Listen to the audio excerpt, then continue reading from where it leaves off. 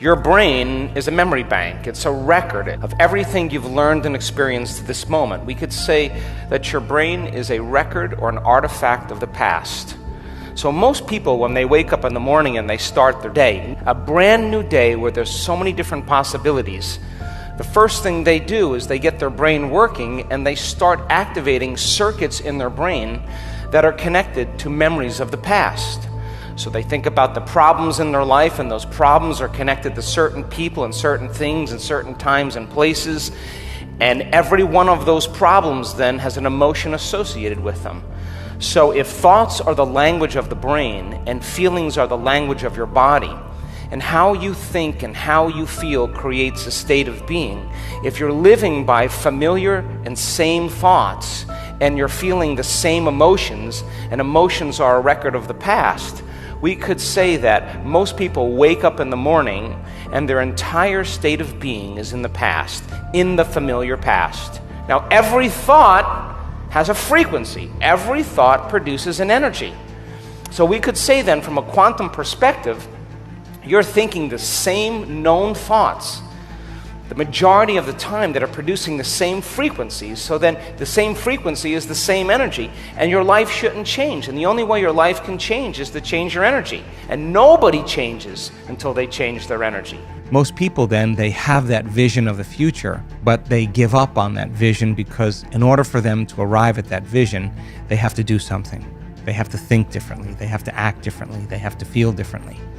And it's so much easier to make the same choice every single day. And the hardest part about change is not making the same choice as you did the day before. And the moment you decide to make a different choice, you're going to feel uncomfortable because you're stepping from the known into the unknown. So some people would rather cling to their self-pity than take a chance in possibility. They'd rather tell the story of their past instead of telling the story of their future. They'd rather believe in their past instead of believe in their future. It's so much more important, though, to romance your future instead of romance your past. And I think if people understood that they could actually arrive at it, I think many people have done this already in their life. I think everybody, at least once in their life, has done something great. And when they did something great, they just made up their mind. And they made a decision in that moment to do something or to change with such firm intention that the amplitude of energy in making that choice caused their body to respond to their mind, that the choice that they were making to change became a moment in time that they would never forget. And the stronger the emotion they felt in order to change, the more they remembered the choice. And we could say then that they're giving their body a taste of the future emotionally, and they're literally aligning to that destiny. We discovered that if you keep doing that every day, somehow you'll arrive at that destiny, and your biology will literally begin to change to look like you're living in a different life. To change, then, is to be greater than your environment, to be greater than the conditions in your world, and the environment is that seductive. So then, why is meditation the tool? Well, let's sit down, let's close our eyes, let's disconnect from your outer environment. So if you're seeing less things, there's less stimulation going to your brain. If you're playing soft music or you have earplugs in, less sensory information coming to your brain, so you're disconnecting from your environment. If you can sit your body down and tell it to stay like an animal, stay right here. I'm gonna feed you when we're done. You can get up and check your emails, you can do all your texts, but right now, you're gonna sit there and obey me. So then, when you do that properly, and you're not eating anything or smelling anything or tasting anything, you're not up experiencing and feeling anything, you would have to agree with me that you're being defined by a thought, right? So when the body wants to go back to its emotional past, and you become aware that your attention is on that emotion, and where you place your attention is where you place your energy, you're siphoning your energy out of the present moment into the past, and you become aware of that. And you settle your body back down in the present moment, because it's saying, well, it's 8 o'clock. You normally get upset because you're in traffic around this time. And here you are sitting, and we're used to feeling anger, and you're off schedule. Oh, it's 11 o'clock, and you usually check your emails and judge everybody. Well, the body's looking for that predictable chemical state.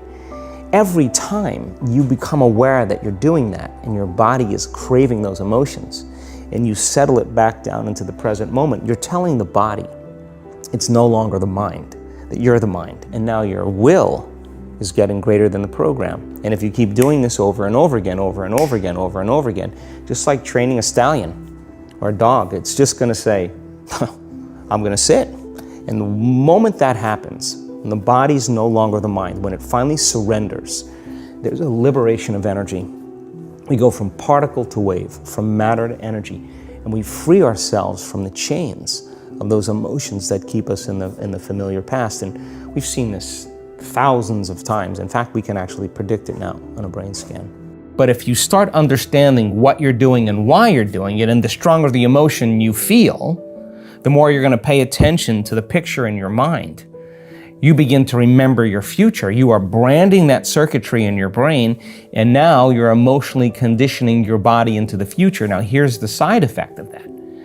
If you can do that properly and become familiar with those states of mind and body, and you get up feeling like your future has already happened, I guarantee you're going to stop looking for it. The work is to be able to maintain that modified state of mind and body your entire day. You got to be able to sustain that state independent of your coworkers, independent of your boss, independent of your ex, independent of your finances, independent of the traffic.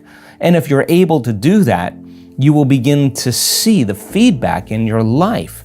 If you woke up every morning and you truly made time to think like this: if my personality creates my personal reality, and my personality is made of how I think, how I act, and how I feel, if I want to create a new personal reality, a new life, I'm going to have to change my personality.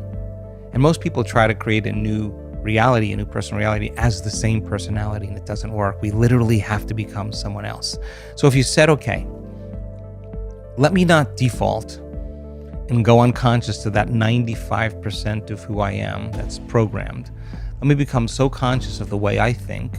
Let me become so aware of how I'm going to act today. Let me decide what emotions keep me connected to my past and bring me to a lower level of energy. Let me not go unconscious. If a belief is just a thought I keep thinking over and over again, what thoughts do I want to fire and wire in my brain? And with attention and with intention, to begin to familiarize yourself with a new way of thinking. Meditation means to become familiar with. If you keep firing and wiring those circuits, you're going to begin to install the hardware. Repeat it enough times and it becomes a software program. That could be the new voice in your head that says, I can, it is possible. People, when they have an event, what they do is they keep recalling the event because the emotions of stress hormones, the survival emotions, are saying pay attention to what happened because you want to be prepared if it happens again.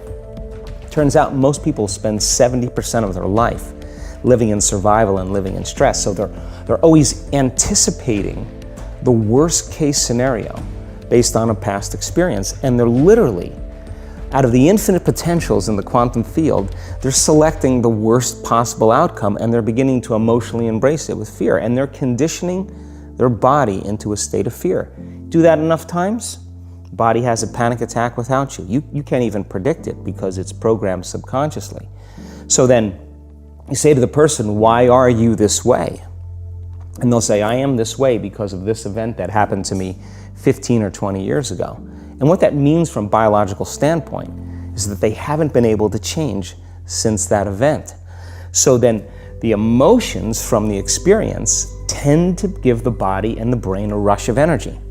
So people become addicted to the rush of those emotions, and they use the problems and conditions in their life to reaffirm their limitation, so at least they can feel something. So now when it comes time to change, you say to the person, why are you this way? Well, every time they recall the event, they're producing the same chemistry in their brain and body as if the event is occurring, firing and wiring the same circuits and sending the same emotional signature to the body. Well, what's the relevance behind that? Well, your body is the unconscious mind. It doesn't know the difference between the experience that's creating the emotion and the emotion that you're creating by thought alone. So the body's believing it's living in the same past experience 24 hours a day, 7 days a week, 365 days a year. And so then when those emotions influence certain thoughts, and they do, and then those thoughts create the same emotions, and those same emotions influence the same thoughts, now the entire person's state of being is in the past. So then the hardest part about change is not making the same choices you did the day before, period. And the moment you decide to make a different choice, get ready, because it's going to feel uncomfortable.